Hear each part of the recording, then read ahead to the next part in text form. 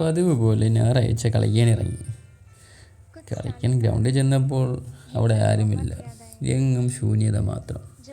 അപ്പോൾ തൊട്ടൊരു emotional attachment. Home ഗ്രൗണ്ടാണ് എന്ന് കളിക്കുമ്പോൾ, ഒരു ദിവസം കളിക്കാതിരിക്കുമ്പോൾ തമ്മിലുള്ള വിഷമം നമുക്ക് മനസ്സിലാവും. കുറച്ചു നേരം അവിടെ നിൽക്കാമെന്ന് വിചാരിച്ചിട്ടും അവിടെ നിൽക്കാൻ പറ്റുന്നില്ല. കാരണം അവിടെയുള്ള മരങ്ങൾ, വള്ളികൾ, പാറകൾ, കുന്നുകൾ എന്തൊക്കെയോ സംസാരിച്ച് തുടങ്ങുന്നു.